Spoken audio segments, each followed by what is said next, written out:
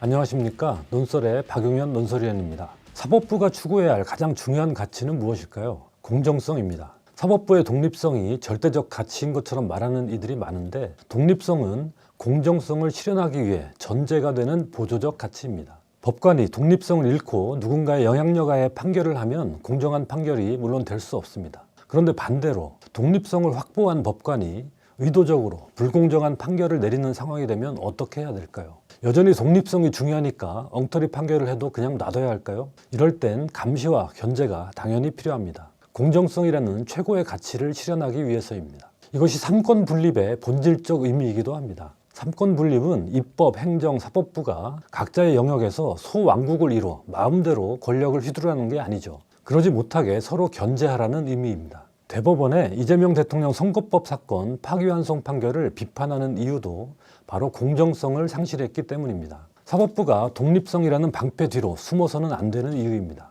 대법원의 파기환송이 어떻게 공정성을 상실했는지 갈수록 확연해지고 있습니다. 추가적인 의문 몇 가지를 짚어보겠습니다. 먼저 3월 28일부터 대법관들이 기록을 검토했다는 대법원 해명대로라면 대법원은 재판의 기본조차 지키지 않은 것이 됩니다. 재판 일정에서부터 모순이 드러납니다. 3월 26일 항소심에서 무죄 판결이 났습니다. 3월 27일 검찰이 상고장을 제출했습니다. 3월 28일 대법원이 소송 기록을 접수합니다. 대법원은 이때부터 기록 검토에 들어갔다고 했습니다. 이 사건은 3월 28일 접수됐을 때부터 바로 모든 대법관들이 기록을 보기 시작했다라고 하고 있습니다. 그러나 검찰의 상고 이유서가 접수된 건 4월 10일입니다. 이에 대한 피고인 이재명 대통령 쪽의 답변서가 제출된 것은 4월 21일입니다. 여기에서 재판의 본질이 무엇인지 묻지 않을 수 없습니다. 재판은 제3자인 법원이 대립하는 양쪽, 즉 검찰과 피고인의 주장을 듣고 객관적인 판단을 내리는 제도입니다. 그런데 대법원은 검찰이 상고하는 이유를 적은 상고 이유서, 그리고 이에 대한 피고인 쪽 반박을 담은 답변서가 도착하기도 전에 심리를 시작했다고 합니다. 양쪽의 주장을 들은 뒤 그 타당성을 검토하는 재판의 일반적 절차가 무시된 것입니다. 형사소송법상 대법원은 원칙적으로 상고 이유에 포함된 사항에 한하여 심판하게 돼 있습니다. 이를 위해 상고 이유서에 상고하는 이유를 구체적이고도 명시적으로 밝히도록 규정되어 있습니다. 또 대법원은 상고 이유서 내용을 상대방에게 알려줘야 되고 상대방은 10일 이내에 이에 대한 답변서를 내도록 규정되어 있습니다. 이렇게 상고하는 쪽과 상대방이 각각의 주장을 제출한 뒤에야 비로소 본격적인 재판이 시작되는 것입니다. 상고 이유서를 보지도 않았기 때문에 그 전에는 무슨 쟁점으로 검찰이 상고를 하는지 아무도 알 수가 없습니다. 그 전에는 아무리 기록이 올라와도 그걸 보는 게 의미가 없다는 얘기입니다. 왜? 상고한 것만 가지고 판단해야 되기 때문에. 검찰이 4월 10일 날 상고 이유서를 내기 전까지는 이 기록을 그 누구도 그걸 함부로 바라봐서도 안 된다는 거예요. 왜? 선입견이 들어가니까. 상고 이유서를 보고 난 다음에 뭘 해야 됩니까? 이재명 대통령 측에 보내고 여기다 답을 해라. 그렇죠. 반론. 니네들의 방어를 한번 해봐라. 예. 이 말을 들어봐야 되는 거잖아요. 당연하죠. 그러나 이번에 대법원은 상고 이유서와 답변서도 보지 않고 심리를 시작했고, 심지어 피고인 쪽 답변서가 도착한 바로 다음 날인 4월 22일 사실상 결론을 토론하는 전원합의체 합의 기일을 진행했습니다. 이게 공정한 재판이라고 할 수는 없습니다. 대법원은 당사자의 주장도 듣기 전에 마치 검찰이라도 된 양 먼저 나서서 재판을 시작하고, 심지어 당사자 의견을 듣는 둥 마는 둥 하고 결론을 향해 달려간 모양새입니다. 선입견과 예단이 작용한 재판이라고 볼 수밖에 없습니다.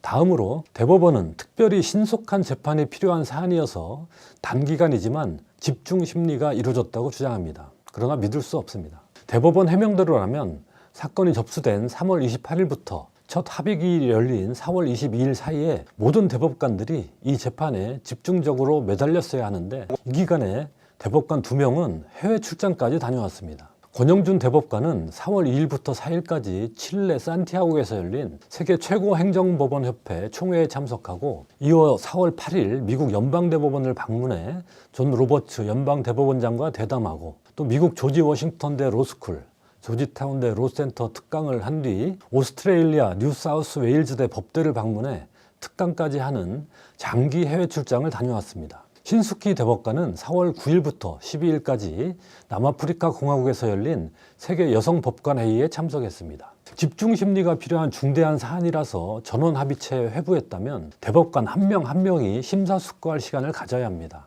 가뜩이나 속도전으로 치러진 재판인데 이 기간에 해외 출장을 다녀온 대법관들 사건을 들여다볼 시간이 더욱 부족했을 것입니다. 대법관의 해외 출장은 그 자체로 매우 드문 일인데 마침 이 기간에 2명이나 해외 출장을 다녀왔다면 오히려 재판 기간을 더 늘려 잡아야 하지 않았을까요? 그러나 대법원은 오히려 재판 기간을 이례적으로 단축했습니다. 집중 심리가 허울 뿐이라는 정황은 또 있습니다. 대법원은 3월 28일부터 선고날인 5월 1일까지 4차례나 일반 사건들, 하나하나가 중요한 사건들일 테지만 편의상 일반 사건이라고 하겠습니다. 일반 사건에 대한 선고 기일을 잡았습니다. 4월 3일, 4월 10일, 4월 24일, 5월 1일입니다. 일반 사건을 선고하려면 대법관들이 사건을 검토하고 합의하고 판결문도 작성하느라 많은 시간이 소요됩니다. 평소처럼 일반 사건들을 처리하면서 이재명 대통령 선거법 사건을 집중 심리했다는 건 앞뒤가 맞지 않습니다. 특히 이재명 대통령 선거법 사건의 결론을 토론한 합의 기일이 4월 22일과 4월 24일 2차례 있었는데 그 사이에 낀 4월 23일에도 상당수 대법관들은 일반 사건을 처리하고 있었습니다. 그리고 24일 일반 사건 선고도 진행됐죠. 초단기간에 유력한 대선 후보의 항소심 무죄를 뒤집는 파기환송 결론을 내리기까지 그 급박한 사흘 동안에도 한가하게 일반 사건들을 처리한 것입니다. 이러고도 이재명 대통령 선거법 사건에 대한 집중심리, 충실한 숙고, 치열한 토론이 가능했겠습니까? 이상 짚어본 정황들만 봐도 대법원의 파기환송 판결이 비정상적 재판의 결과물이라는 것을 알 수 있습니다. 조희대 대법원장의 주도하에 다른 대법관들은 들러리 역할만 하면서 특정 결론으로 몰아간 게 아닌가 하는 의문을 떨칠 수 없습니다.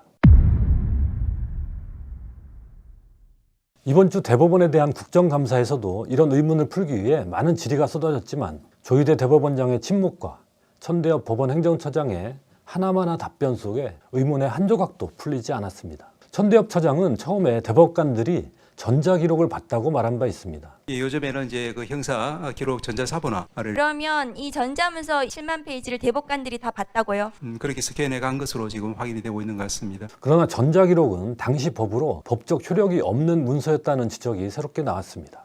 법원에서는 이런 전자문서 기록이 언제부터 법적으로 허용이 됐나요?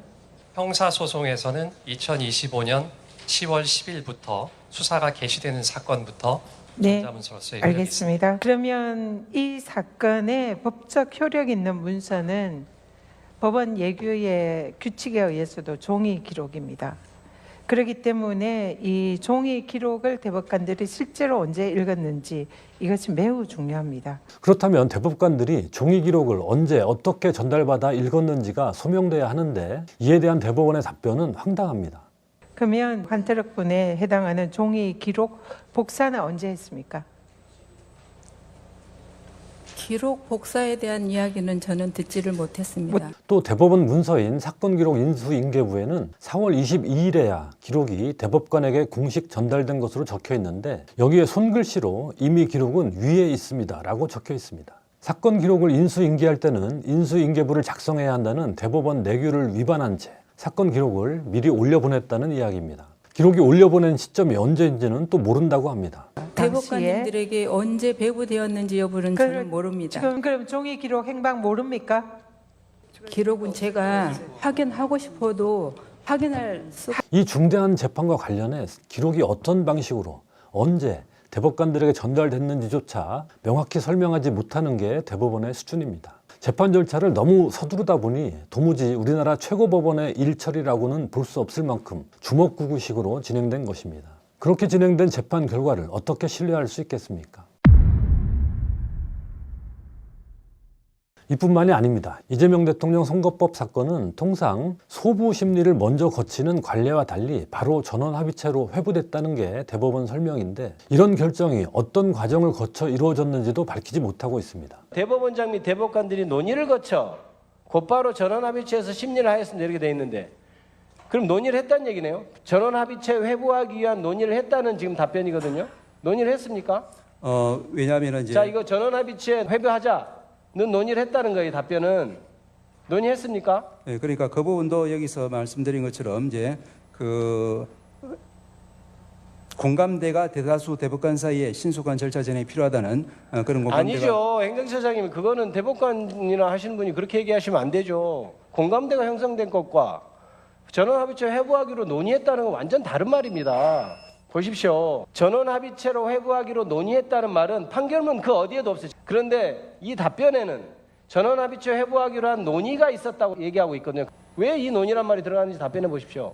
이제 이 사건 저희들이 이제 개별적으로 이제 확인하기는 어려운 사건입니다. 답을 못 하시네요. 자, 소부를 거치지 않고 전원합의체에 회부되는 건 매우 이례적인 일입니다. 대법원은 이를 해명하고자 과거 국가정보원 댓글 사건과 국정농단 직권남용 사건도 이번처럼 전원합의체 심리를 전제로 사전에 검토에 들어갔다는 사례를 들었습니다. 하지만 두 사건은 파기환송 판결까지 각각 5개월, 1년이 걸렸습니다. 이번처럼 날림으로 판결을 하기 위해서가 아니라 정말로 중요한 사건이기 때문에 충실히 신속히 심리하기 위해 전원합의체로 바로 넘겼던 것입니다. 이렇게 어느 것 하나 명쾌한 해명이 안 됩니다. 조희대 대법원장도 시종일관 구체적 답변을 회피했습니다. 오늘 미진한 부분들을 저희가 다시 살펴서 행정처장을 통해서 답변 드리도록 하겠습니다.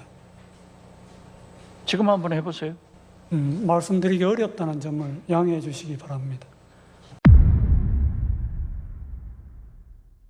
끝으로 국회가 대법원장을 불러 증언을 듣는 게 삼권 분립 위반, 사법부 독립 침해라는 주장에 대해 간단히 보겠습니다. 미국 의회조사국 보고서를 보면 1960년부터 2022년까지 미국 연방대법원 대법관이 의회에 나와 증언한 게 14차례나 있습니다. 예산심사와 관련한 의회 출석은 훨씬 더 많은데요. 이것은 제외한 수치입니다. 대법관이 예산 이외의 문제에 대해서도 의회에 나와 증언하는 게 하나의 전통이라고 합니다. 영국과 프랑스에서도 대법원장이 의회에 나와 증언하는 게 드물지 않습니다. 재판의 내용을 청문 대상으로 하지 않는 한 대법원장의 국회 출석 증언이 사법부 독립과 배치된다고 여기지 않습니다. 우리 국회도 이번 청문회와 국정감사에서 파기환송 판결의 내용을 따지거나 비판한 게 아닙니다. 너무나 이상하게 진행된 절차를 확인하려는 것입니다. 대법원이 독립성을 지키려면 이럴 때 절차상 문제가 없음을 당당하게 상세하게 설명하는 게 맞습니다. 그러면 누구도 대법원 판결에 대해 왈가왈부하지 못할 것입니다. 당당한 해명을 내놓지 못한 채 자꾸만 사법부 독립성이라는 방패 뒤로 숨으려는 태도가 오히려 대법원의 독립성을 무너뜨리고 있는 것입니다. 이 문제를 풀지 않고는 사법 신뢰는 한 발자국도 회복될 수 없습니다. 제3, 제4의 국정감사를 통해서라도 반드시 국민적 의구심을 풀어야 합니다. 대법원이 끝내 답을 내놓지 못한다면 조희대 대법원장은 분명히 책임을 져야 할 것입니다. 논설이 끝까지 지켜보겠습니다.